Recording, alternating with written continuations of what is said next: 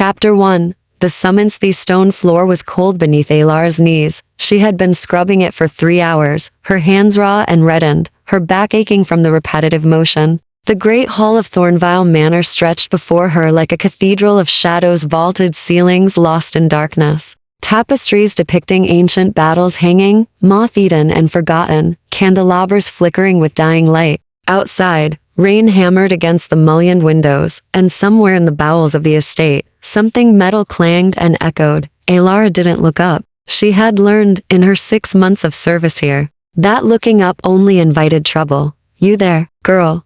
The voice cut through the gloom like a blade through silk, low, controlled and utterly inhuman in its precision. Alara's hands stilled on the brush. Her pulse kicked against her throat, a wild thing trying to escape. She had heard the rumors about Thornville Manor. Every servant whispered them in the kitchens late at night, when the cook had gone to bed and the fires burned low. They said the master of the house wasn't human. They said he appeared and disappeared like smoke, that he never ate at table, that his eyes reflected candlelight like a wolf's in the dark. They said girls who drew his attention sometimes vanished, and sometimes came back changed, pale and hollow-eyed, speaking in riddles about blood and eternity. Alara had dismissed it all as superstition. She'd had nowhere else to go after the scandal that destroyed her family, after her father's debts came due and her engagement dissolved in a single humiliating afternoon. Thornville had offered employment when no respectable house would touch her. She had taken it, desperate and alone, and told herself the stories were just stories.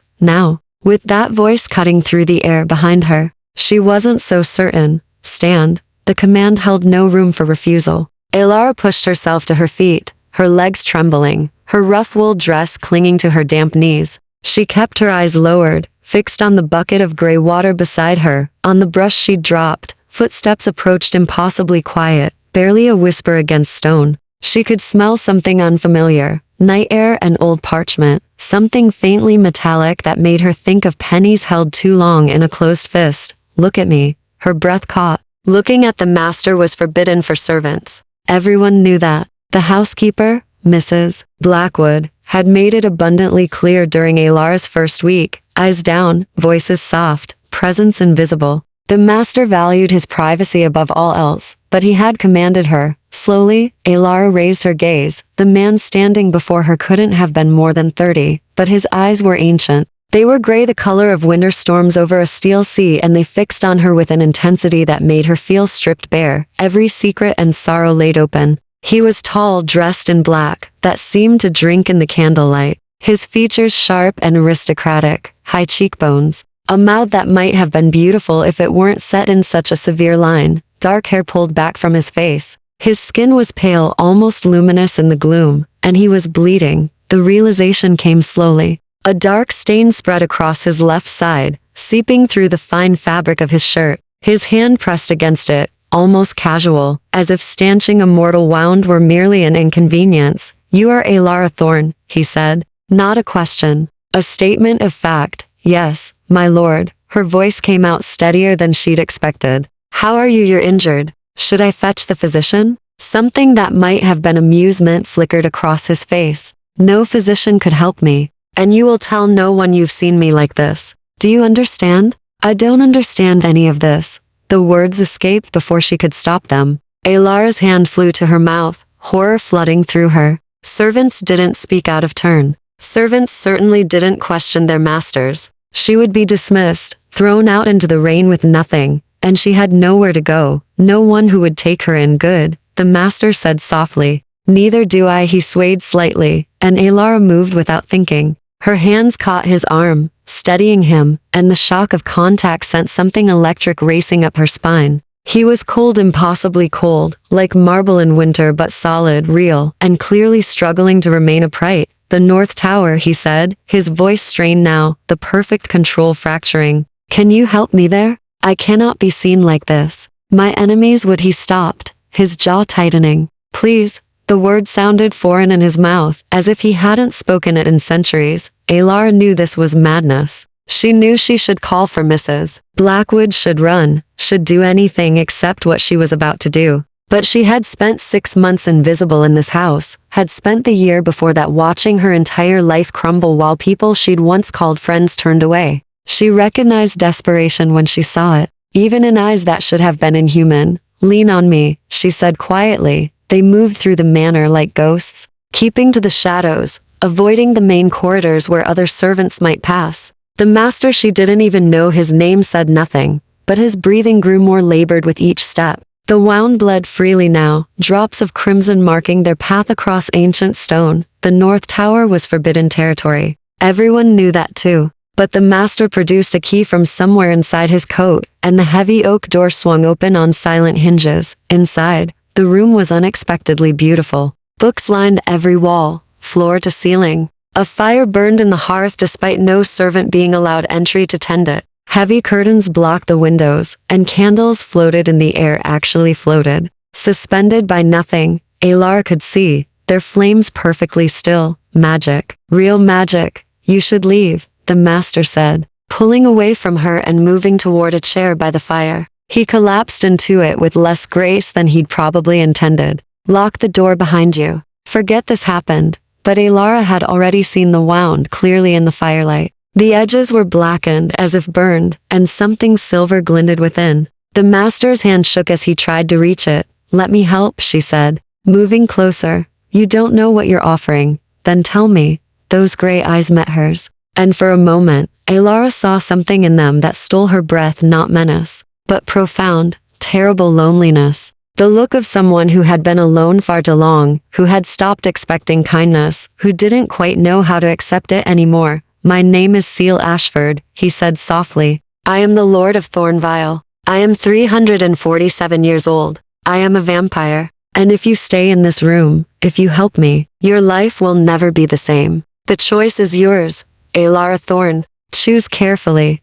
The rain hammered against the windows. The candles burned without wavering. And Alara, who had lost everything already, who had nothing left to lose, pulled a chair beside his and said the words that would change everything. "Show me the wound." Chapter 2. Blood and silver burned her fingertips the moment she touched it. Alara hissed, jerking back, but Seal's hand shot out faster than she could track, catching her wrist with surprising gentleness, despite his obvious pain. "Don't," he said, his voice rough. "Silver is poison to my kind. Even residue on your skin could." He stopped, releasing her immediately, as if her touch itself were dangerous. "I should have warned you. You're full of warnings." Alara examined her fingers, red and stinging, but not seriously damaged. "Yet here we both are." She saw his mouth twitch, almost a smile. Almost. The wound was worse up close. The silver fragment, a piece of what looked like a blade, was lodged deep between his ribs, and the flesh around it had turned black, veins of darkness spreading like poison through his pale skin.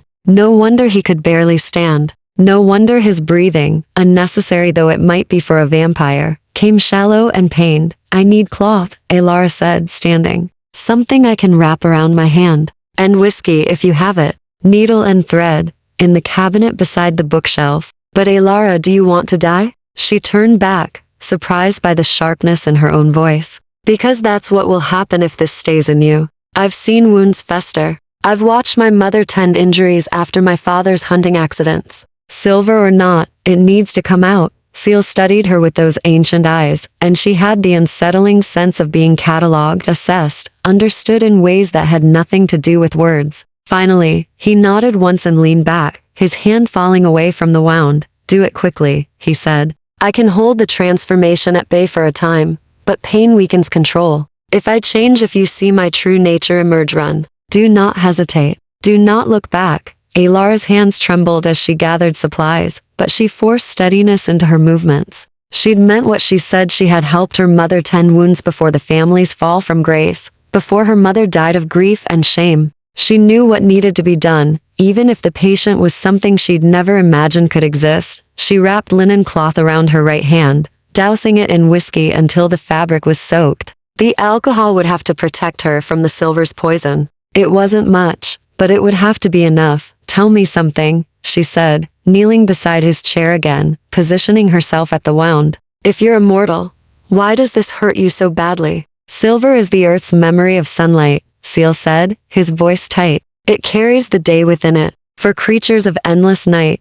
He broke off as she pressed the cloth against the wound's edge, testing the silver's position. "Agony," she finished softly. "I understand. do you? His eyes had begun to glow faintly in the firelight, reflecting gold and red. Do you understand what we are?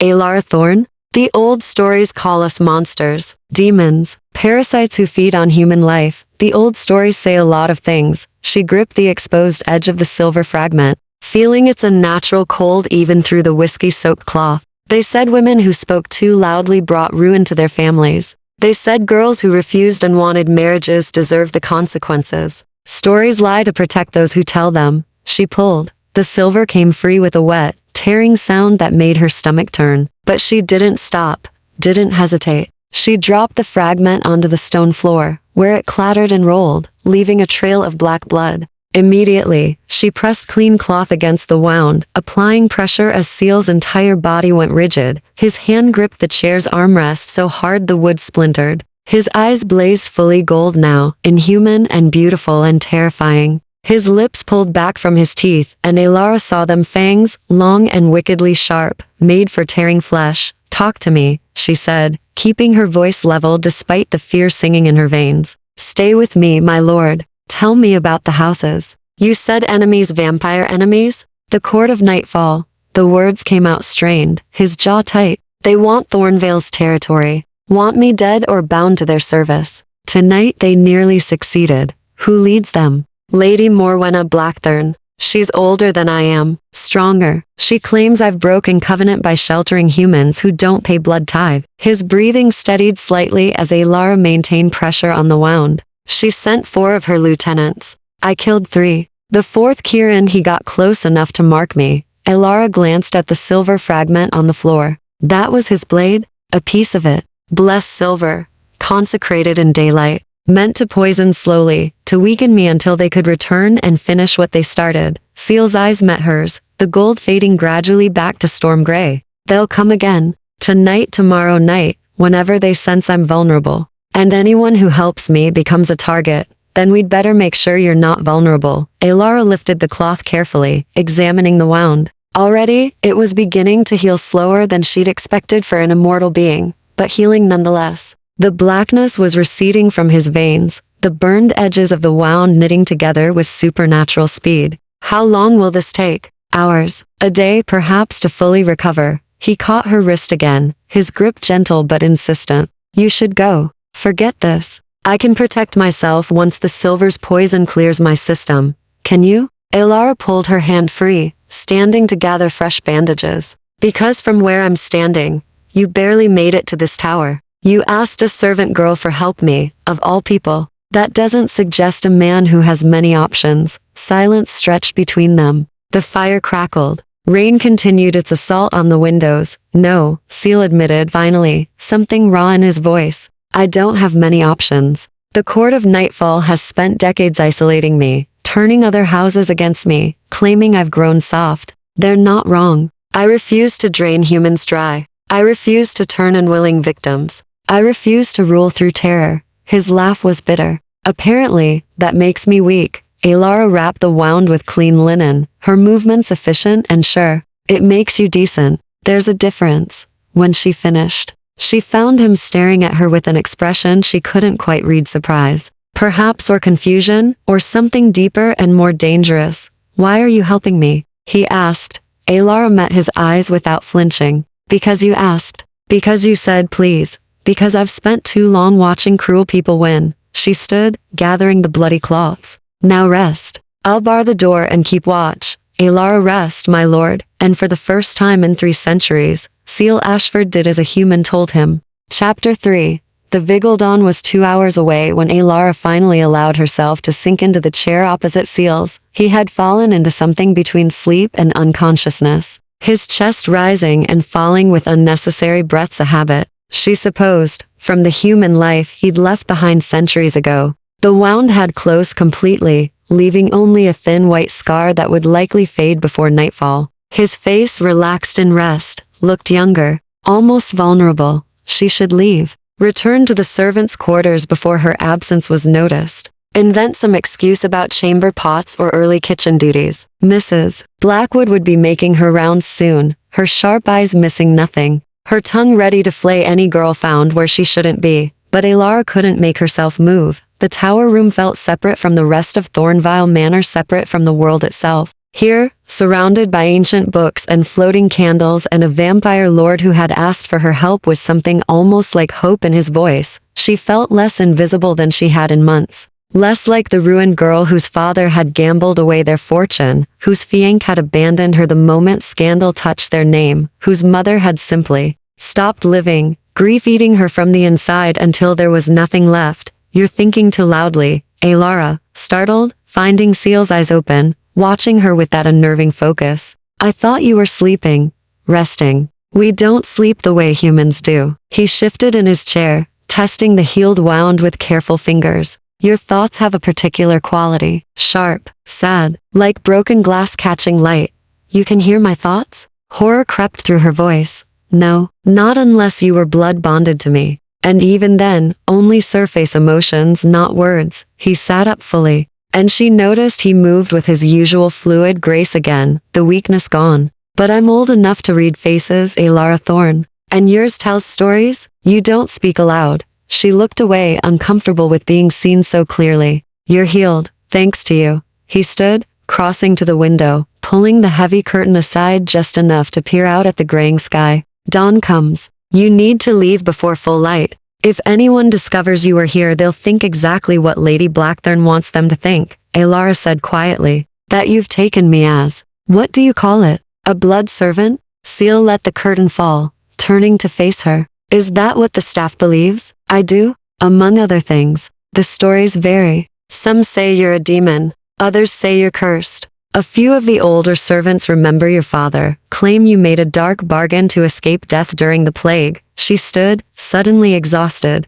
the adrenaline of the night finally ebbing. No one knows the truth. You've made sure of that. The truth would terrify them. The lies already do. He moved closer, and she forced herself not to step back. In the candlelight, she could see details she'd missed before, the way his dark hair held hints of deep auburn, the aristocratic lines of his face that spoke of breeding and power, the old sadness that lived in his eyes like a permanent resident. What do you think? He asked softly. Now that you know what I am, are you terrified? Alara considered the question honestly. She should be terrified. Everything she'd been taught, every story and sermon and warning, said vampires were abominations. Soulless predators who wore human faces while hunting human prey. But Seal had nearly died because he refused to drain humans dry. He'd used please like the word was foreign to his tongue. He'd warned her away even while bleeding out, giving her choice when he could have simply commanded obedience. I'm cautious, she said finally.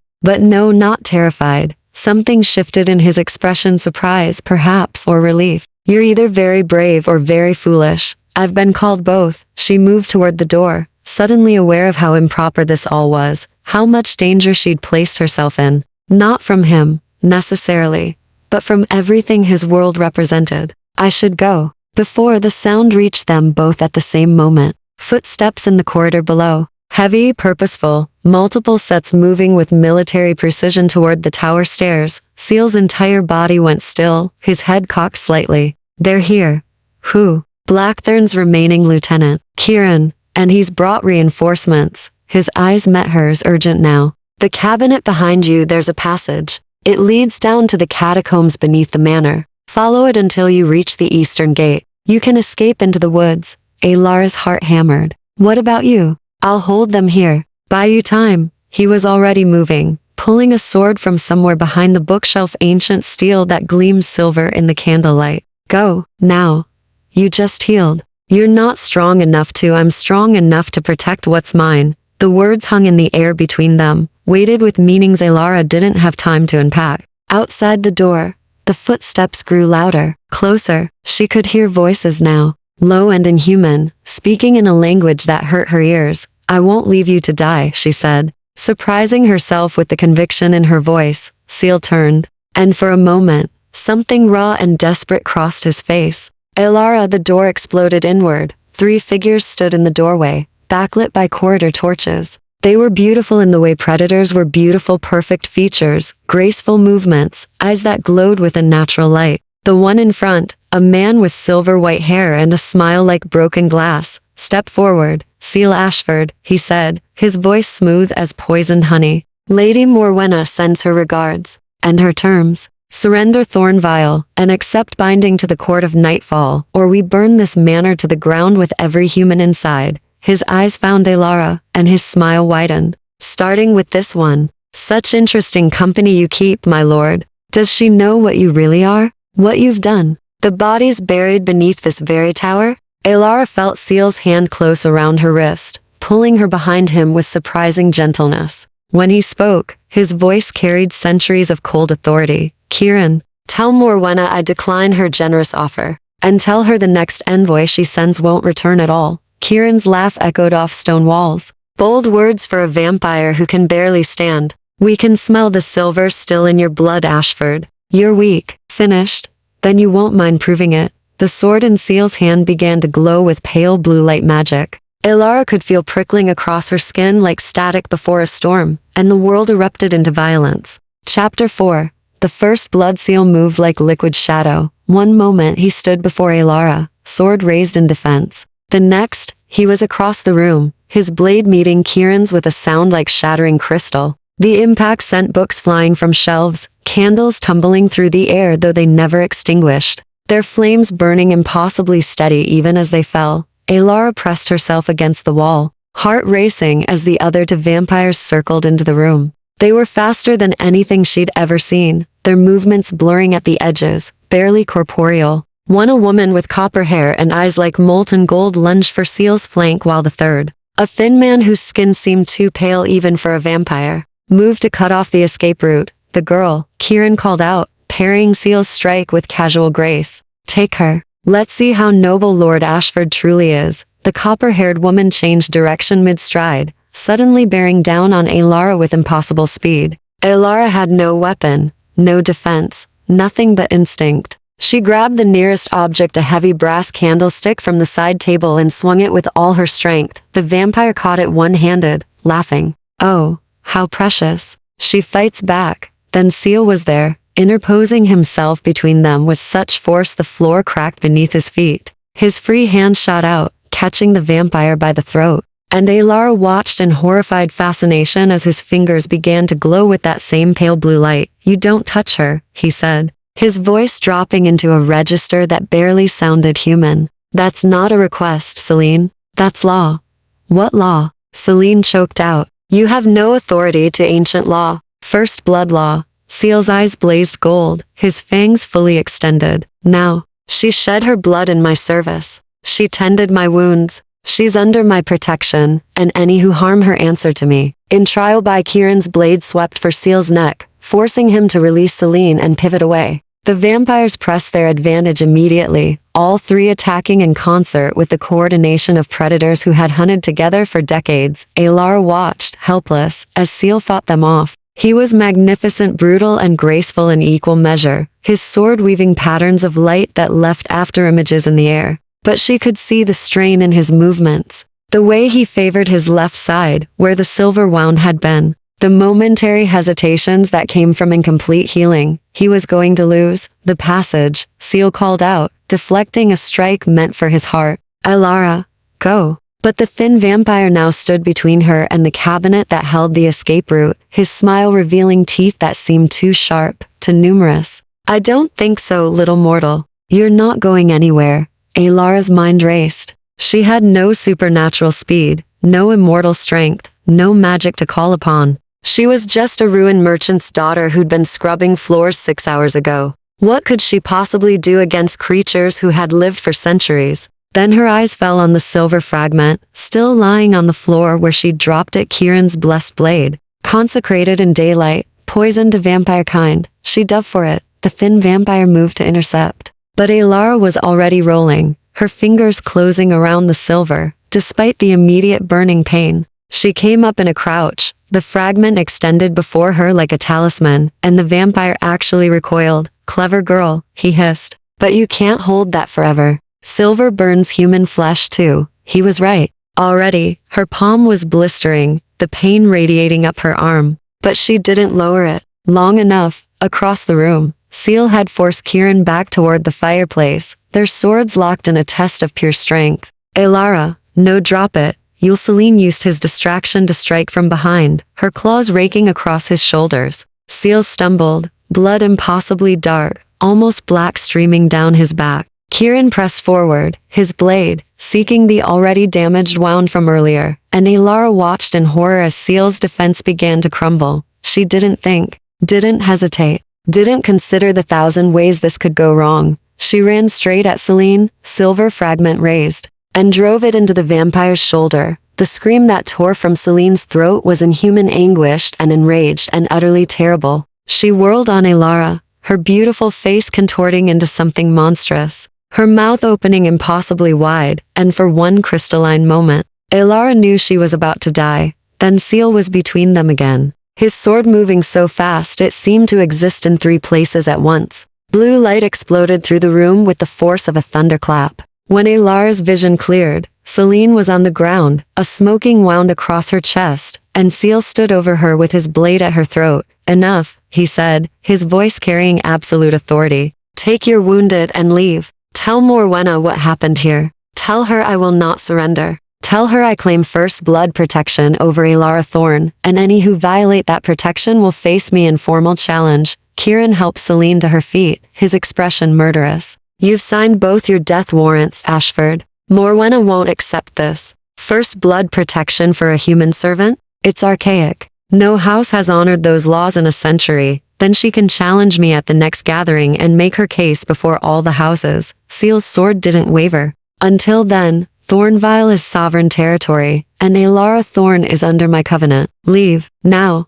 The 3 vampires retreated toward the shattered doorway, moving with wounded pride. But Kieran paused at the threshold, his silver eyes finding Alara with predatory focus. "You should ask him about the last human he protected," Kieran said softly. "Ask him what happened to Catherine Ashford. Ask him about the girl he loved 300 years ago, and why he's been alone ever since." Then they were gone, vanishing into the pre-dawn darkness like smoke. Alara's legs gave out. She sat down hard on the floor, her burned hand throbbing, her entire body shaking with delayed shock. Seal was beside her instantly, his hands hovering over her as if afraid to touch. "Let me see," he said gently. She held out her palm. The burn was severe, the skin angry, red and blistering where the silver had touched. Seal's jaw tightened, something that looked almost like guilt crossing his face. "I'm sorry," he said quietly. "You shouldn't have. You could have been killed. So could you." Alara met his eyes, seeing her own fear reflected there, along with something else. Something dangerous and new. Who was Catherine? His expression shuddered immediately. "Someone who died because I couldn't protect her." "Seal, Dawn is here." He stood, helping her up with careful hands. "You need rest. Medical attention for that burn. And I need to prepare. They'll be back, Alara. With more numbers, more power. Tonight was a warning. Next time will be war." Chapter 5. Bound by Coisums. Blackwood found her in the kitchens 2 hours past dawn, wrapped in a borrowed shawl, her burned hand hidden beneath the fabric. "Where have you been?" The housekeeper's voice could have frozen fire. "Your quarters were empty. Your duties unattended. The other girls reported you missing since last night." Alara kept her eyes downcast, the perfect picture of a chastened servant. "I'm sorry, ma'am. I was unwell. I didn't want to disturb anyone. Unwell, Mrs." Blackwood's tone suggested she'd swallowed something foul. "In my 30 years managing this household, I've never had a girl simply vanish for an entire night." "Show me your hands." Alara's heart stopped. "Ma'am, your hands, girl, now." There was no choice. Slowly, Alara unwrapped the shawl, revealing the bandage she'd hastily applied in one of the tower's spare rooms. Clean linen wrapped around the silver burn, already seeping through with fluid from the blisters. "Mrs." Blackwood's expression didn't change, but something flickered in her eyes. Recognition, perhaps, or fear. "How did this happen?" I spilled boiling water. I was careless. Boiling water doesn't burn like that, Mrs." Blackwood reached for Alara's hand, examining the bandage without unwrapping it. "Silver does. Bless silver, if I'm not mistaken." The kitchen seemed to tilt. Alara opened her mouth to deny it, to invent some other explanation, but the housekeeper cut her off with a sharp gesture. "Don't lie to me, child. I've been in this house since before you were born. I know what walks these halls after dark. I know what the master is." She released Alara's hand, her stern face softening just a fraction. "What I don't know is why you're still alive." "He didn't hurt me," Alara said quietly. "I helped him." He was injured, and you interfered in vampire business. Mrs. Blackwood's voice dropped to barely a whisper. Sweet, merciful God, girl, do you have any idea what you've done? The Court of Nightfall doesn't forgive transgressions. If they marked you, if they know you aided Lord Ashford, he invoked first blood protection.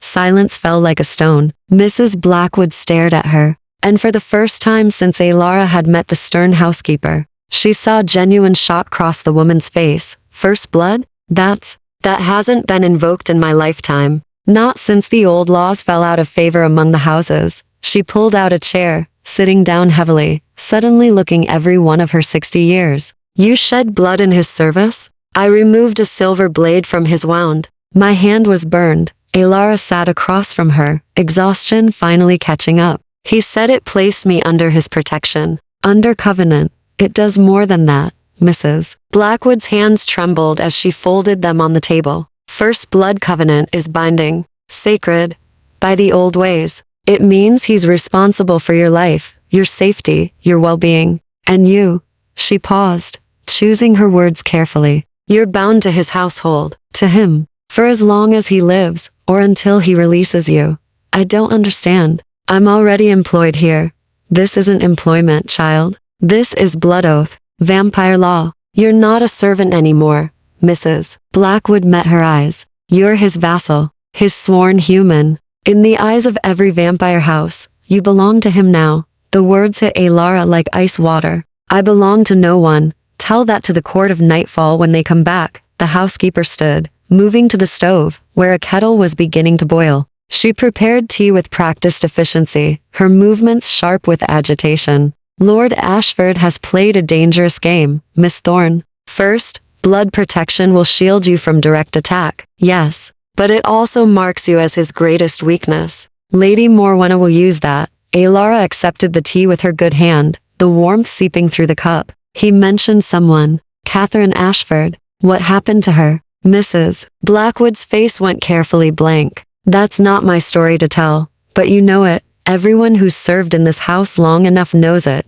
The housekeeper sat again, her own tea untouched. Lady Catherine was Lord Ashford's wife, human like you. He invoked the same protection for her 3 centuries ago, when the vampire courts were even more brutal than they are now. He loved her, truly loved her, by all accounts. What happened? She died. The words fell flat final. The details are lost to time and Lord Ashford's silence. But I've heard whispers that she was caught between warring houses, that loving a vampire made her a target, that he couldn't save her, no matter how powerful he was. Mrs. Blackwood finally met Alara's eyes. He's been alone ever since. 300 years, Miss Thorne. No human servants with first blood protection. No close companions. Nothing but isolation and whatever guilt drives a man to live like a ghost in his own home. Alara's hand throbbed beneath the bandage. He asked for my help. He said please. He gave me choice. Did he? Or did he simply present you with an impossible situation and let you think you chose?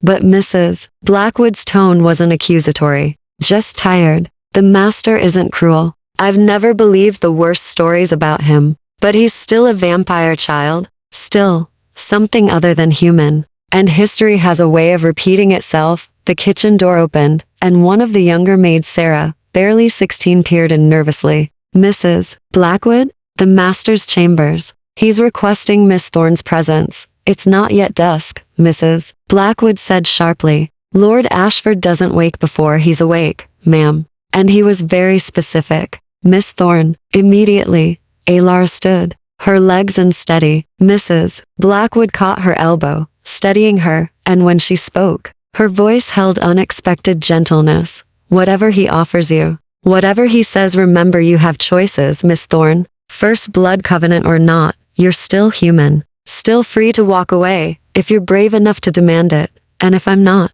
Alara asked quietly. If I don't want to walk away? The housekeeper's expression grew sad. Then God help you both. Seal was waiting in the library, a room Alara had never entered before. Books lined every surface, climbing to impossible heights, some so old their spines had crumbled to illegible fragments. He stood by the window, the heavy curtains drawn against the dying afternoon light. Dressed in fresh clothes that concealed the wounds from last night's battle, he turned as she entered. and the relief that crossed his face was almost painful in its intensity. Your hand, he said, crossing to her in 3 strides. Let me see it. She held it out wordlessly. He unwrapped the bandage with gentle fingers, revealing the blistered, angry burn. His jaw tightened. This is my fault. I chose to pick up the silver. Because I was losing. He looked up, meeting her eyes. Because you saved my life, Elara. Again, you shouldn't have had to.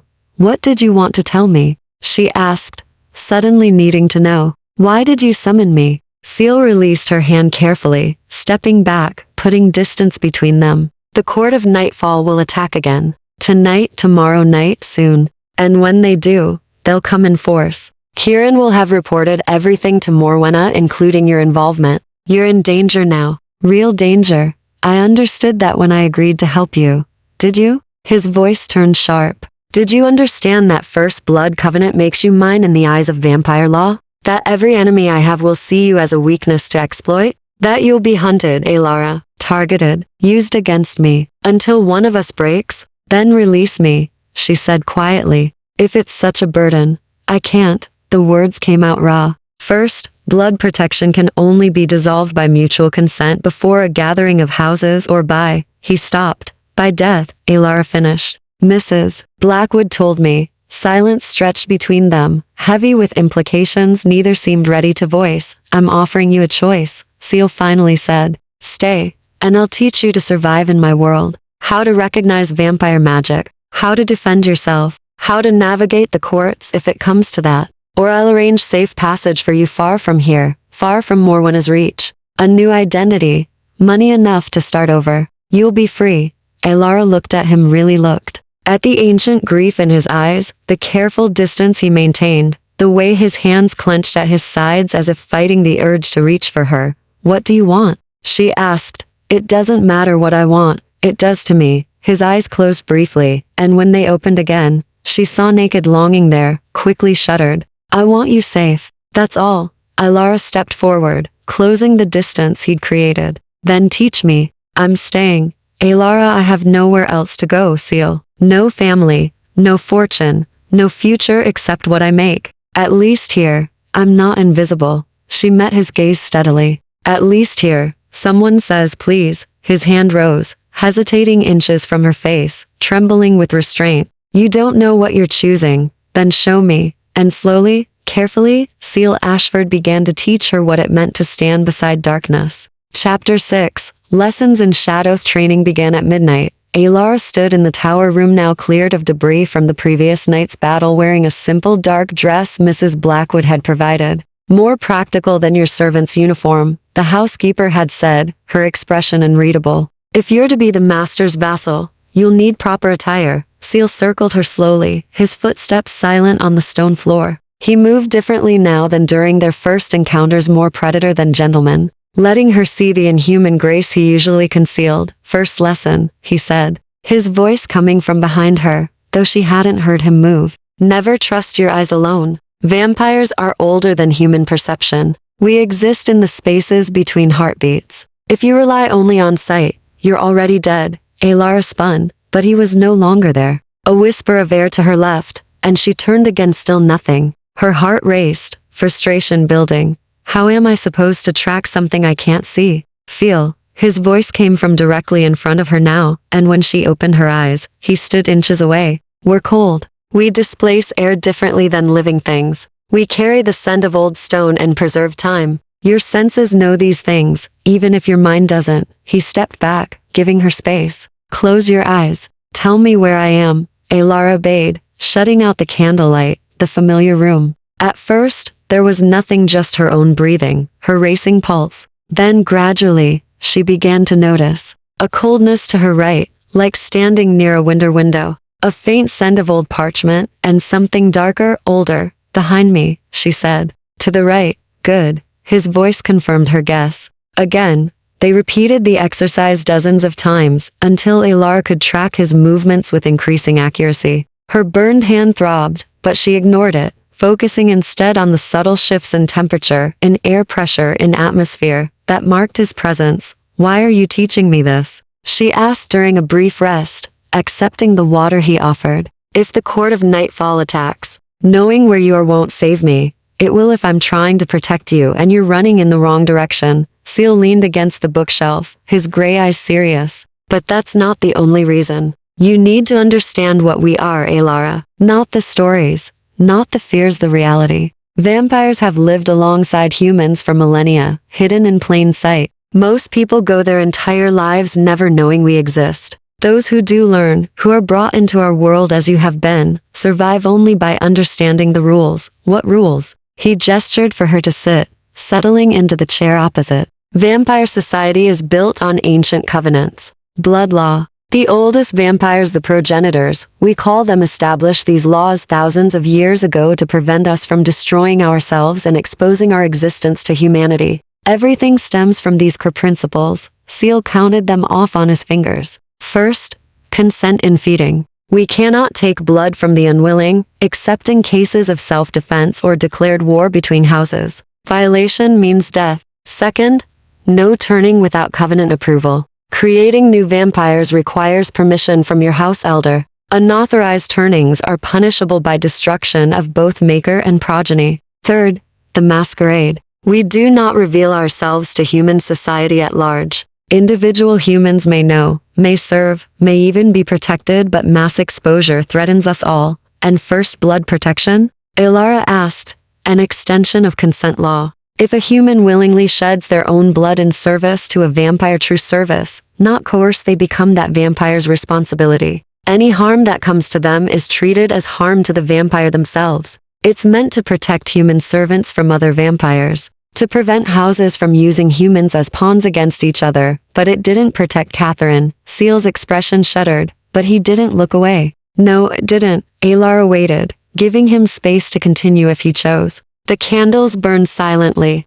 Outside, an owl called into the darkness. Catherine was my wife, he said finally. Human, as you know. I was newly turned when we met, barely 50 years into immortality, still learning what I'd become. She was a merchant's daughter, intelligent and brave, and utterly unafraid of me, even when she learned the truth. A ghost of a smile touched his lips. She demanded I teach her our ways. Said if she was going to love a monster, she'd at least be an educated one about it. She sounds remarkable. She was. Pain threaded through his voice. I invoked first blood protection. Married her by both human and vampire law. We had 20 years together, 20 perfect years where I believed we could make it work. That love was enough. Then the court of nightfall came. He stood, unable to remain still, pacing to the window. Morwenna was younger then, less powerful, but no less ambitious. She wanted Thornvale's territory, wanted to absorb my house into hers. I refused. So she took Catherine. Alara's chest tightened. Took her? Kidnapped her during daylight, when I was powerless to intervene. By the time night fell and I could pursue, Catherine had been. He paused, his jaw working. Morwenna didn't kill her outright. That would have meant war, would have violated first blood law too blatantly. Instead, she offered Catherine a choice. Denounce me before a gathering of houses. Dissolve our covenant and publicly shame me. Or die slowly, while Morwenna sent me pieces of her to ensure my compliance. My God, Alara whispered. Catherine chose death. Seal's voice dropped to barely audible. She refused to break our bond, refused to give Morwenna the satisfaction of using her against me. She died protecting my honor, and I arrived too late to save her. By minutes, Alara, minutes. He turned from the window, and the anguish in his eyes was raw, unguarded. So you see why I hesitated to invoke first blood protection for you. Why? I tried to send you away. History doesn't just repeat itself in my world, it echoes. And I cannot, his voice broke. I cannot watch another woman die because she was brave enough to stand beside me. Alara rose, crossing to him despite the warning voice in her head that said this was dangerous. This was crossing lines that shouldn't be crossed. She took his cold hand in her own, squeezing gently despite the pain from her burn. I'm not Catherine, she said firmly. I don't know what will happen, what choices I'll have to make. But I'm here now, Seal. I chose this. You gave me that choice, and I chose to stay. His fingers tightened around hers. Why? Because you're not the only one who's been alone too long. The words came from somewhere deep and honest. Because I've spent a year feeling like a ghost, invisible and worthless. And because when you asked for help, you made me feel human again, real, needed. They stood like that, hands clasped. separated by centuries and species and unbridgeable differences, yet somehow connected by something neither fully understood. If you stay, Seal said quietly. If we do this, I need you to promise me something. What? If it comes to a choice between your life and my honor, between your safety and our covenant, promise me you'll choose yourself. Promise me you'll run. You'll denounce me. You'll do whatever it takes to survive. I've lived with Catherine's ghost for 300 years. I won't survive yours. Alara met his ancient eyes. I can't promise that, Alara, but I promise I'll fight. I'll learn. I won't be a helpless victim. She squeezed his hand once more before releasing it. Now teach me. If the court of nightfall comes again, I want to be ready. Something like pride flickered across Seal's face. Then we continue. Next lesson, vampire weaknesses and how to exploit them. And deep into the night, as dawn approached and danger circled ever closer, Alara learned the ways to kill the unkillable. Chapter 7. The gathering storm. 3 nights passed in uneasy peace. Alara spent her days in restless half-sleep, her nights in the tower, learning everything Seal could teach her. Vampire hierarchies and house politics.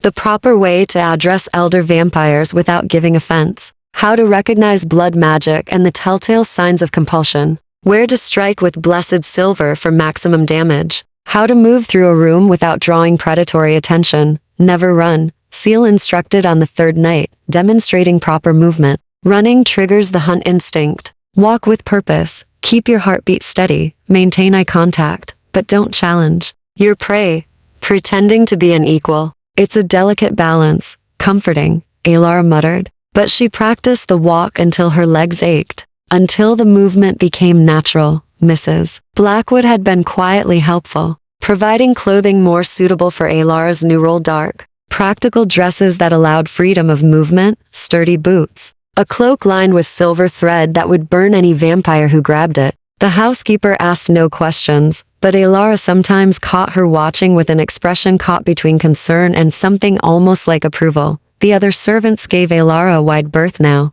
Word had spread, as it always did in great houses, that she'd been elevated to some special position with the master. The whispers ranged from scandalous to supernatural, but no one dared speak to her directly. She existed in a strange limbo, neither servant nor lady, neither human nor vampire. Only Sarah, the young maid, still smiled at her in passing. On the 4th night, everything changed. Alara was in the library with Seal, studying a map of vampire territories across England, when he suddenly went rigid, his head cocked, listening to something beyond human hearing, and his expression darkened. They're here, he said quietly, at the gates. A full delegation from the court of nightfall.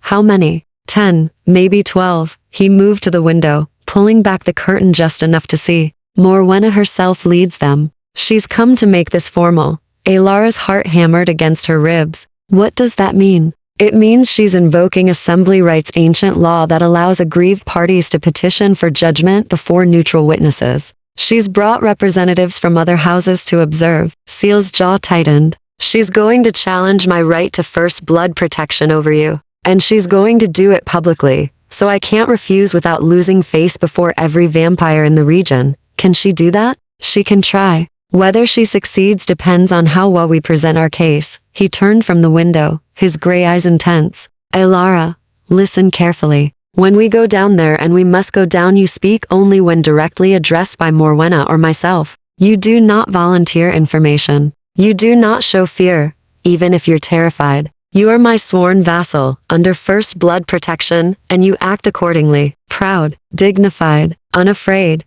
I'm not sure I can. You can. He crossed to her, taking both her hands in his. You've been brave since the moment I met you. This is just another form of bravery. Theater, performed for an audience of predators who respect strength and despise weakness. And if they rule against us, his hands tightened on hers, then we fight. But it won't come to that. First blood law is ancient, absolute. Morwenna knows this. She's gambling that she can find some technicality, some flaw in how the covenant was invoked. We simply have to prove she can't. Alara took a deep breath, steadying herself. What do I need to do? Stand beside me, tell the truth, and trust that I won't let anything happen to you. They descended together, Seal's hand resting lightly at the small of her back, a gesture of protection and possession that didn't go unnoticed by the vampires assembled in the great hall. Morwenna stood at the center, and Alara's breath caught at the sight of her. The lady of the court of Nightfall was breathtaking, tall and regal, with midnight black hair that fell to her waist and skin like porcelain. She wore crimson velvet that seemed to drink in the candlelight, and her eyes were the deep purple of nightshade. Beautiful, deadly, and utterly confident, around her stood her retinue, Kieran and Celine still bearing the marks of their previous encounter, and 8 other vampires, each radiating power that made Alara's skin prickle. But it was the others that drew her attention, 5 vampires standing apart from Morwenna's group, marked by different colors and symbols. The neutral houses here to witness, Lord Ashford, Morwenna said, her voice like honey laced with poison. How kind of you to join us. I apologize for the late visit, but certain matters cannot wait. Seal's expression remained neutral. Lady Morwenna, you invoke assembly rights, I presume? I do. Before witnesses of House Ravencroft, House Silvermark, House Thornbrook, House Midnight, and House Westmark, I challenge your invocation of first blood protection over the human known as Alara Thorn. Morwenna's purple eyes fixed on Alara with predatory interest.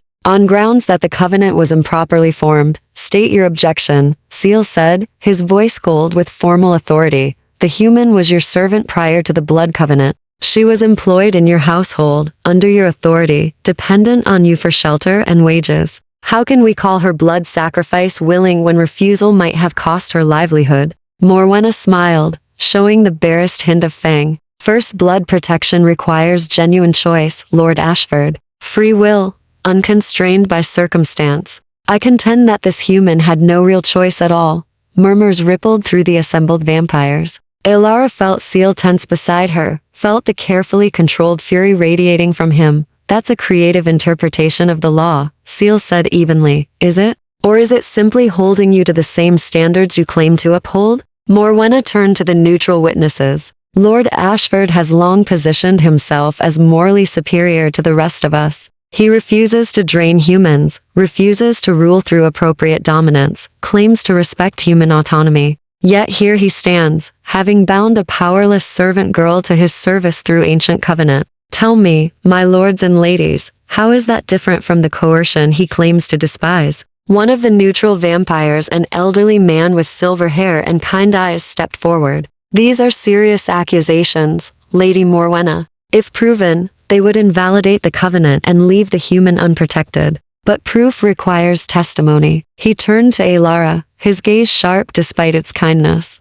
Girl, do you understand what is being discussed? Alara's mouth went dry, but she forced herself to speak clearly. Yes, my lord, and do you understand that if the covenant is dissolved, you will no longer be under Lord Ashford's protection? That any vampire here could claim you, feed from you, or end you without consequence. I understand. Then answer truthfully, on pain of death should you lie. Were you coerced into invoking first blood protection? Did Lord Ashford force you, threaten you, or manipulate you into shedding your blood in his service? The hall fell silent. Every vampire present stared at her, their inhuman eyes glowing faintly in the candlelight. Alara felt the weight of their attention like a physical thing, pressing down on her, testing her. She met the elder vampire's gaze steadily. No, my lord. I was not coerced. Explain the circumstances, Morwenna interjected, her tone sharp. How did this covenant come to be? Leave nothing out.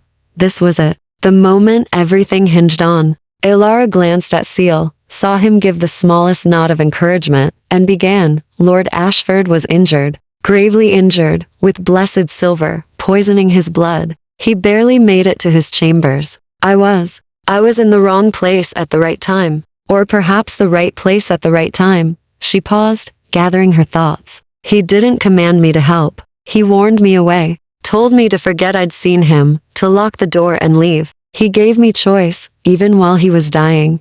Then why did you stay? The silver-haired elder asked gently. Because he asked. The words came easier now, the truth flowing naturally. Because he said please like he'd forgotten the word existed. Because I've spent months in this house watching him be alone, and I recognize that loneliness. Because when someone asks for help, truly asks, not demands, you don't turn away. Not if you're human. Pretty words, Morwenna said coldly. But they don't address the power imbalance. You were his servant. Your livelihood depended on his goodwill. Alara turned to face her directly, remembering Seal's lessons about vampires and strength. My livelihood was already destroyed, Lady Morwenna. Before I came to Thornville, I had nothing. I was nothing, a ruined merchant's daughter, publicly shamed, abandoned by everyone I'd known. Lord Ashford didn't save me from destitution. I was already destitute. He simply gave me somewhere to exist. And you expect us to believe you weren't grateful enough to do anything? He asked. I expect you to believe I'm not a fool. Alara kept her voice steady, her gaze unwavering. I know what first blood covenant means. Mrs. Blackwood explained it. I could have run. I could have refused. Lord Ashford offered me safe passage away from here, money, a new identity, freedom. I chose to stay. Not because I owed him, but because I wanted to. The hall erupted in whispers. Morwenna's expression darkened dangerously. This is irregular, she snapped. The human speaks too boldly, the human speaks truth, the silver-haired elder interrupted. And truth is what assembly demands, Lady Morwenna. You have not proven coercion. Chapter 8. Trial by blood. The neutral witnesses departed at dawn. Leaving Thornville Manor in oppressive silence, Alara sat in the tower room, watching the sun rise through gaps in the heavy curtains while Seal paced like a caged wolf. He'd been moving restlessly for an hour, his usual controlled grace replaced by barely contained violence. Trial by blood, he said for the third time, his voice tight. She invoked trial by blood over a first blood dispute. It's excessive, inflammatory, and technically legal. Explain it to me, Alara said quietly. What does it mean? Seal stopped pacing, running a hand through his dark hair. It's an ancient form of vampire combat. Single combat between house leaders, fought until one yields or dies. No interference, no weapons except what the combatants bring to the arena, no mercy. The winner takes everything: territory, vassals, assets. The loser forfeits all claims. So if you lose, Thornville becomes hers. You become hers. Everyone under my protection falls under her authority. His jaw clenched. And Morwenna doesn't believe in my approach to human treatment. She'll drain this household dry within a month. Alara's stomach twisted. And if you win? If I win, she must withdraw all challenges to my authority, must acknowledge my rights over Thornville and respect first blood protection. She'll hate it, but she'll be bound by assembly law. He turned to face her, and the exhaustion in his eyes was palpable. But Alara, you need to understand, Morwenna is older than I am. 2 centuries older. Stronger, faster, more experienced in combat. She's fought in a dozen trials and never lost. Then why did you accept? Because refusing would have meant immediate forfeiture. She structured the challenge deliberately: invoke trial or surrender everything. There was no third option. He crossed to her, kneeling, so they were eye level. I need you to leave. Now, while there's still time. I can arrange. No, Alara, no. She took his cold hands in her own, holding tight. We've had this conversation. I'm not running. This isn't about bravery anymore. This is about survival. If I fall, Morwenna will make an example of you. His voice cracked slightly. Please, I can't lose you the way I lost Catherine. I can't. Then don't lose. Alara leaned forward, pressing her forehead against his. Fight, win, come back, and stop trying to protect me from my own choices. They stayed like that as dawn fully broke. 2 beings from different worlds, bound by something neither could quite name. The next 2 nights passed in frantic preparation. Seal trained with an intensity that bordered on obsession. His movements in the tower room becoming faster, more precise, more lethal. Alara watched him practice with the ancient sword he'd used against Kieran. Watched him flow through attack patterns that seemed almost like dance. Beautiful and terrible in equal measure. Mrs. Blackwood appeared on the second evening with unexpected offerings: a vial of blessed water, a silver chain that could be used as a garrote, and a small leather journal. This belonged to the previous housekeeper, she said, handing the journal to Alara. She served during Lady Catherine's time. There are notes about vampire combat, about trials. Lady Catherine studied them, hoping to help Lord Ashford. Perhaps they'll be of use now. Alara spent that night reading by candlelight, while Seal slept his unnatural sleep. Catherine's notes were meticulous observations about vampire weaknesses, strategies for different fighting styles, even sketches of combat positions. But it was the final entry that made Alara's breath catch. If I cannot save him with my presence, perhaps I can save him with my absence. Morwenna wants me broken, wants to use me as a weapon against the man I love. I won't give her that satisfaction. If death is the only way to protect Seal, then I choose death gladly. Let him remember me as I was brave, free, and his until the end. I only wish I could have had more time to love him. Tears blurred Alar's vision. She understood now, truly understood what Catherine had sacrificed, and why Seal carried such guilt. You're awake. Seal's voice came from the doorway. He'd risen earlier than usual, drawn perhaps by some instinct. What are you reading? Alara held up the journal. Catherine's notes. Mrs. Blackwood gave them to me. Something painful crossed his face. I didn't know those still existed. She loved you. Truly loved you.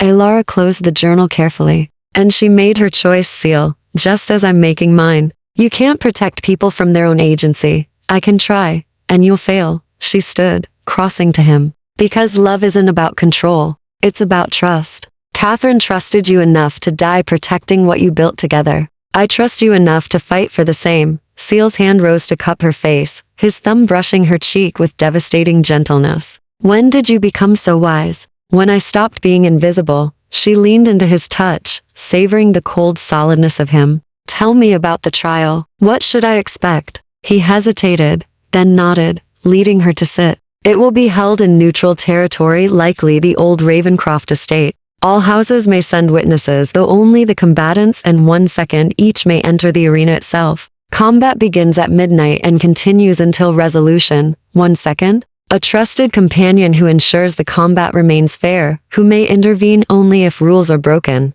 I was planning to go alone, but, he met her eyes. Would you stand as my second? Alara's heart stuttered. Me, I'm human. I have no combat skills. No, you have courage. You have intelligence. And you understand me better than anyone has in 3 centuries. His hand found hers. I trust you, Alara. If I'm to have anyone at my back in that arena, I want it to be you. Then yes, the words came without hesitation. I'll stand with you. The third night arrived too quickly. They traveled to the Ravencroft estate in a closed carriage, the journey passing in tense silence. Seal wore black leather suited for combat, his ancient sword strapped across his back. Alara wore the darkest of her new dresses, the silver-lined cloak, and Catherine's journal tucked inside her bodice, a talisman, perhaps, or a prayer. The Ravencroft arena was older than memory, a circular stone pit beneath the stars, ringed by tiered seating where vampires from a dozen houses had already gathered.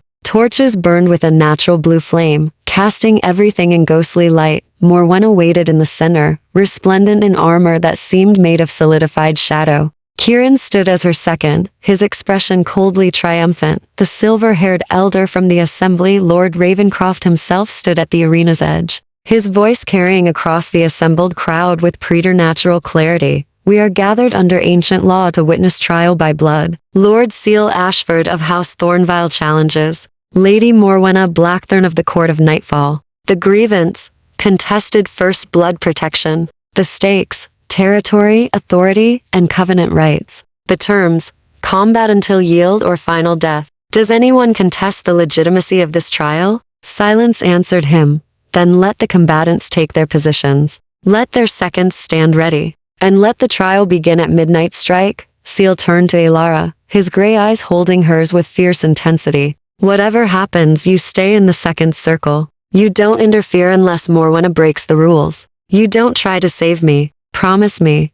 I promise I'll do what's necessary, Alara said, which wasn't quite the same thing. He smiled slightly, sadly, as if he understood. Then he kissed her forehead, a brief, chaste touch that somehow carried the weight of centuries, and walked into the arena. Morwenna's laugh echoed off stone. How touching. Does your pet know she's about to watch you die, Ashford? Does yours know he's about to watch you lose? Seal drew his sword, the blade catching torchlight. Let's begin. A bell tolled midnight, and the world erupted into violence. Morwenna moved like lightning given form, her shadow armor extending into blades that struck from impossible angles. Seal met her attack with centuries of skill, his sword weaving patterns of light against her darkness. They collided with force that cracked the arena floor, separated. Struck again. It was beautiful, terrible, hypnotic. Alara gripped the edge of the second circle, her heart in her throat, watching the man she'd come to care for fight for both their lives. Seal was magnificent, fast, precise, strategic.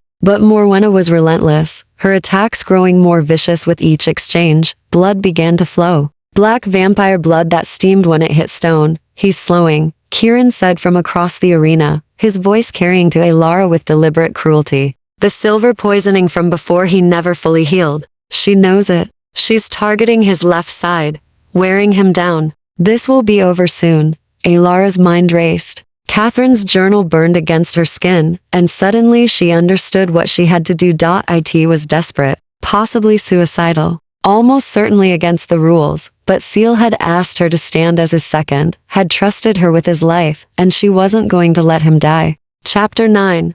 The Gambitella pulled Catherine's journal from her bodice, flipping through pages with trembling fingers while the combat raged before her. There had to be something, some observation, some weakness, some strategy that Catherine had documented. The sound of blade against shadow armor rang through the arena like funeral bells. Seal was indeed slowing, favoring his left side, his movements losing the fluid grace they'd held at the start. Morwenna sensed victory. Her attacks grew bolder, more reckless, pressing her advantage with cruel efficiency. Your champion falls, Kieran called to Alara, his smile sharp. Perhaps you should look away. Watching him die won't be pleasant, but Alara's eyes had found the passage she needed. Catherine's precise handwriting detailed an obscure rule from the original trial covenants. A second may challenge the legitimacy of combat if they possess evidence of prior incapacitation or poisoning that affects the outcome. The challenge must be formal, witnessed, and proven through blood testimony. If proven true, the trial is declared void and must be refought under supervised conditions. Below it, Catherine had written, Morwenna uses slow-acting poisons, silver compounds that linger in vampire blood for weeks. I've seen her do it before. If Seal ever faces her, check for the entry ended abruptly, unfinished. But Alara understood. She looked at Seal's movements again with fresh eyes. The way he moved wasn't just exhaustion from current wounds, it was systematic weakness on his left side, exactly where the silver blade had entered 3 nights ago. Silver that Kieran had wielded. Silver that would have been consecrated specifically for this purpose. They'd planned this. The initial attack wasn't meant to kill Seal, it was meant to weaken him slowly. Ensuring Morwenna's victory in the trial she'd already intended to invoke, Alara's hand closed around the vial of blessed water Mrs. Blackwood had given her. Blood testimony required proof. Proof required evidence. And she had one chance to obtain it. Lord Ravencroft. Her voice cut through the arena, sharp with authority. She didn't feel. I invoke Second's challenge. I have evidence of prior poisoning that invalidates this trial. The fighting stopped immediately. Seal spun toward her, his expression horrified. Alara. No, the girl speaks out of turn. Morwenna hissed, her shadow armor receding slightly. She has no standing to a second has every standing, Lord Ravencroft said, his ancient voice carrying absolute authority. The rules are clear. If Lady Thorne believes there has been violation of trial sanctity, she may present evidence, his sharp eyes fixed on Alara. But be warned, girl. False challenge is punishable by death. Are you certain? Alara stepped out of the second circle, her legs trembling, but her voice steady. I am certain, my lord. She crossed the arena to where Seal stood bleeding, reaching him despite Morwenna's furious protest. Up close, she could see the exhaustion in his face, the way his chest heaved despite not needing breath, the tremor in his sword hand. Alara, what are you doing?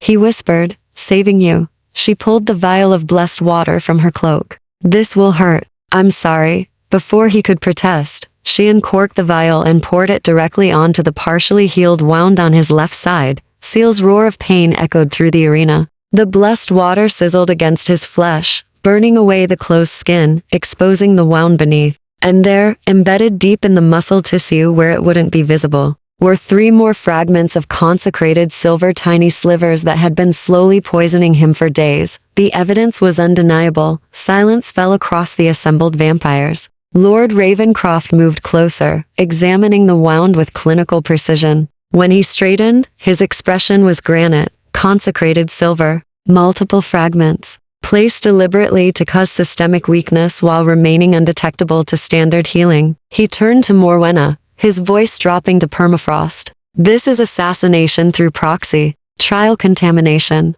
a direct violation of Covenant law. I had no knowledge of this, Morwenna said quickly. But her purple eyes darted to Kieran with an expression that suggested otherwise. Your second wielded the blade, Lord Ravencroft said. Your house is responsible. The law is clear.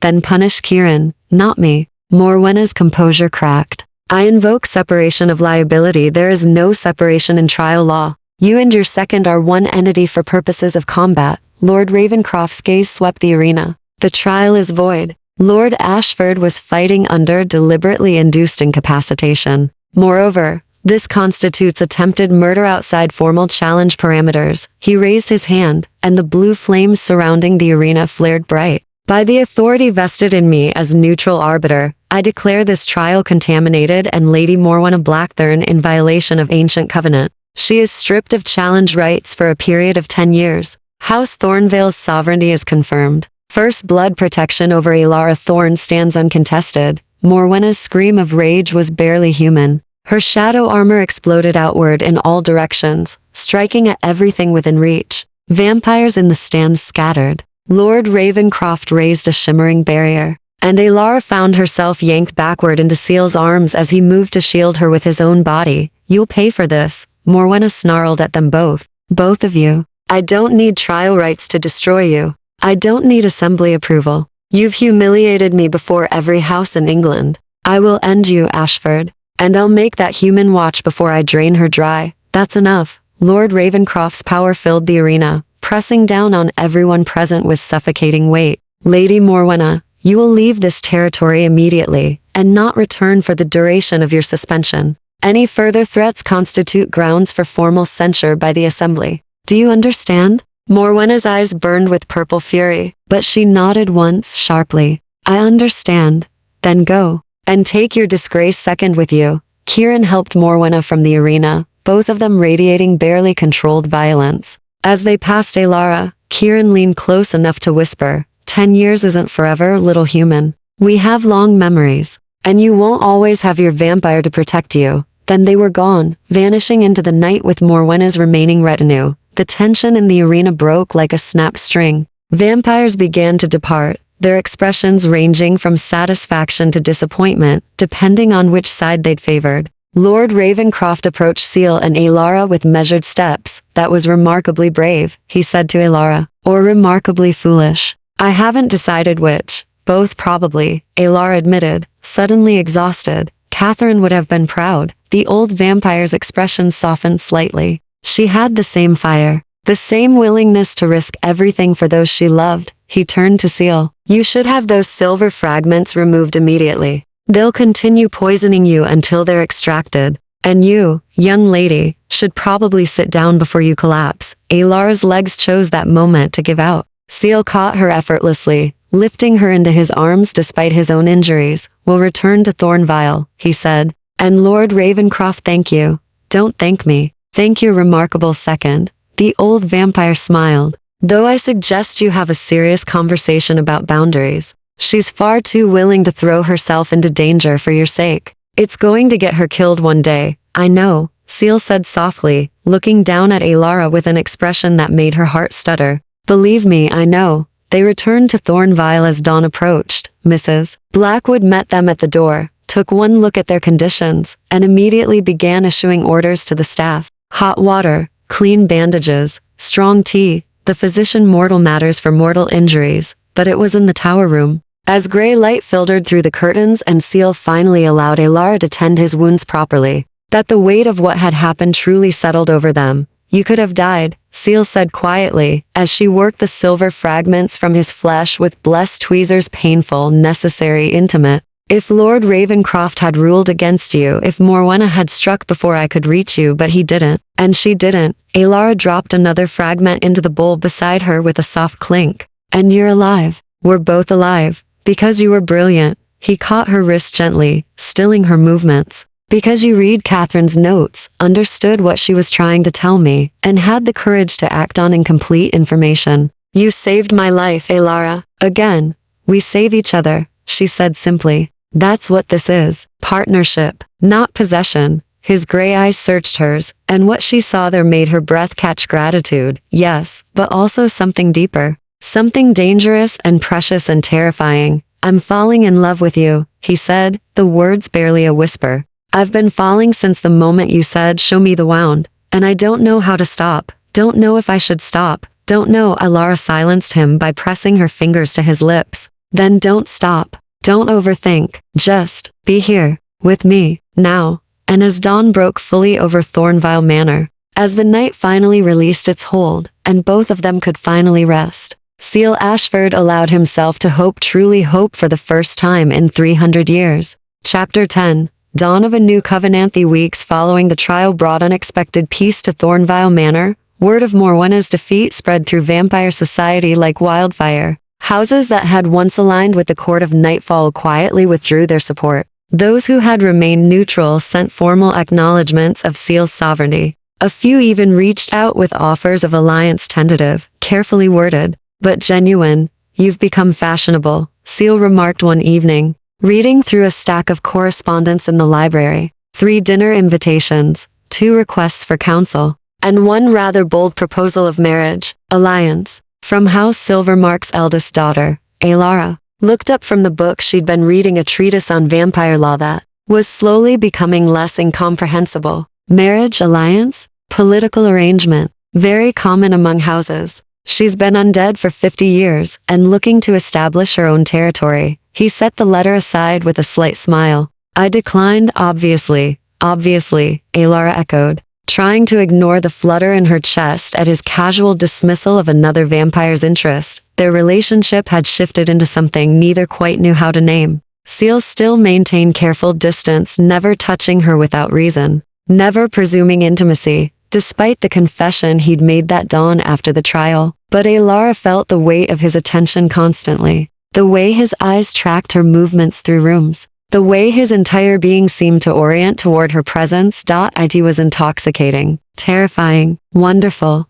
Mrs. Blackwood had stopped pretending not to notice. You're different, she'd said to Ilara just yesterday, catching her humming while arranging flowers in the great hall. Flowers Seal had ordered brought in fresh each morning, claiming the manor needed more life. Lighter, almost happy, almost, Ilara had agreed. Because happiness still felt like something she didn't quite deserve, something that could be snatched away at any moment. But tonight, as autumn rain pattered against the windows and Seal read correspondence while she studied vampire history, Ilara felt closer to contentment than she'd ever been. There's something I need to discuss with you, Seal said, setting aside the letters. His expression had grown serious, almost nervous. About your status here. About us. Ilara's heart kicked against her ribs. All right, first, blood protection is binding, but it's also limited. It protects you from other vampires, grants you certain rights within my household, but it doesn't. He paused,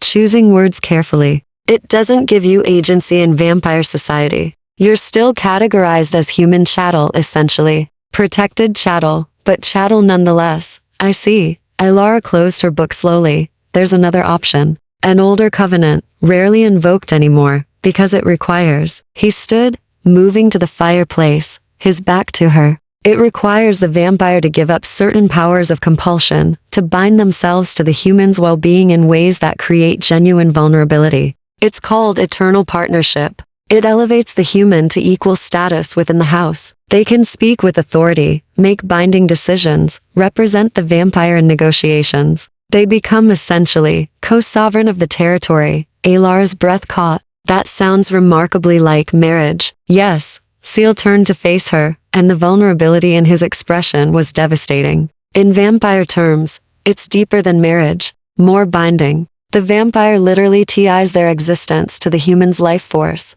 If you were to die, I would feel it. If you were in danger, I would know. And I couldn't compel you, couldn't override your will, couldn't use any of the power advantages I have as an immortal being. You would be truly my equal, Ilara, in every way that matters. Silence stretched between them, filled only by rain and crackling fire. Why are you telling me this? Ilara asked quietly. Because I want it. God help me. I want it more than I've wanted anything in centuries. His hands clenched at his sides. But I need you to understand what you'd be choosing. Eternal partnership means exactly that, eternal. The covenant can only be broken by death or by mutual dissolution before the assembly. And if you chose to stay human, to age and die naturally, I would. His voice cracked. I would experience your death as if it were my own. It would destroy something fundamental in me, But there's another option, Alara said, understanding flooding through her. I could choose to turn. To become like you. Yes. But that choice is yours and yours alone. I would never pressure you. Never, Seal. Alara stood, crossing to him. Stop spiraling. Just ask me what you want to ask me. He looked down at her, his gray eyes reflecting centuries of loneliness and recent, fragile hope. Alara Thorne, would you consider eternal partnership with me? Would you stand as my equal, help me rule this house, share in both the burden and the privilege of immortal society? Would you? He swallowed hard. Would you choose me knowing everything that choice entails? Alara's mind raced through everything that had brought her to this moment. The scandal that destroyed her family. The desperate flight to Thornville. The night she'd found Seal bleeding and chosen to help instead of running. The battles fought, the trust built, the slow recognition that she'd found something precious in this strange, dangerous world. I have questions, she said carefully. Relief flooded his expression. Ask anything. If I accept partnership but remain human, if I choose to age naturally, what happens after I die? To you, I would survive. Damaged, diminished, but alive. Many vampires experience partner death and recover eventually. It would take decades, perhaps centuries, but I would endure. His hand rose to cup her face with infinite gentleness. But Alara, I need you to understand, I'm not offering this to trap you into turning. If you want to remain human, to live a natural span and then pass peacefully, I would honor that choice. I would cherish every moment we had and carry you with me afterward. And if I chose immortality, then we would have eternity. The words were barely a whisper. But that's a decision you shouldn't make lightly. Becoming vampire means leaving humanity behind. Watching everyone you knew age and die. Surviving on blood. Living in darkness. It's not romantic, Alara. It's difficult and isolating and you've been doing it alone for 300 years, Alara finished. I know. I've watched you, Seal. I've seen the loneliness. The careful distance you keep from everyone. The way you've built walls so high you forgot what it felt like to let someone in. She took his cold hand in both of hers. I'm not saying I have all the answers. I'm not saying I'm ready to make the immortality choice today. But partnership? Standing beside you, helping you rebuild this house into something better, proving that vampires and humans can coexist with dignity and respect? She smiled. That I can answer. Yes. Yes to partnership. Yes. To being your equal. Yes. To choosing you, Seal Ashford, in whatever form that takes. She squeezed his hand. But I need time before deciding about turning. A year, maybe. To be certain. To understand what I'd be giving up and what I'd be gaining. Can you accept that? I can accept anything as long as you're here. He pulled her close, wrapping her in arms that no longer felt cold, but safe. We'll figure it out together. However long it takes. They stood like that, holding each other as rain drummed against ancient stones, and the fire burned low. Outside, the world continued its complicated dance of light and shadow, mortal and immortal, danger and safety. But inside Thornvale's walls, something new was taking root. Something that looked remarkably like hope. Epilogue. 6 months Laterth Assembly gathered in Lord Ravencroft's Great Hall to witness the formal covenant ceremony. Alara wore midnight blue velvet, her hair swept up to expose the graceful line of her neck. Beside her, Seal stood in formal black, his hand resting at the small of her back with easy familiarity. They'd arrived together, walked in together, and would leave together equals in every visible way. The ceremony itself was surprisingly simple. Alara spoke her oath clearly, to stand as partner to House Thornville, to represent its interests with honor, to share in its burdens and its triumphs. Seal spoke his, to respect her agency absolutely, to protect her as he would himself, to honor her humanity, whether she chose to keep it or not. When the covenant was sealed, a brief exchange of blood. A flash of ancient magic, something fundamental shifted in the room. Alara felt it like a door opening inside her chest. Felt the thread of connection that now tied her to Seal with impossible strength, and she felt him feel her. His sharp intake of breath as he experienced the bond from his side. It's beautiful, she thought, and heard his voice in her mind for the first time. You're beautiful. Lord Ravencroft smiled, pronouncing them partners before the assembly. Vampires who had doubted Seal's unconventional approach watched with new respect. Those who had dismissed Alara as merely human chattel now bowed with genuine deference. Morwenna was not present. She remained in exile, forbidden from these gatherings. Her power diminished, but her hatred undoubtedly burning bright. One day, Alara knew, they would face her again, but not today. Today, she walked from the assembly hall as Lady Alara Thorne Ashford, partner of House Thornville, equal and beloved, and for the first time in her 23 years, she felt truly, completely seen. Happy? Seal asked as their carriage pulled away from Ravencroft Estate. Alara leaned against him, feeling his arm come around her shoulders. Yes, terrified, uncertain about the future, and probably insane for choosing this life. But yes, happy. Good. He pressed a kiss to her temple. Because you're stuck with me now. Forever? At least until you get tired of me. Alara laughed, the sound bright and genuine. Then I suppose you're stuck with me forever. Lord Ashford. And as the carriage carried them home through the night, two souls bound by choice rather than fate, they began to write a new story, one where monsters and humans, darkness and light, could find something worth fighting for, each other.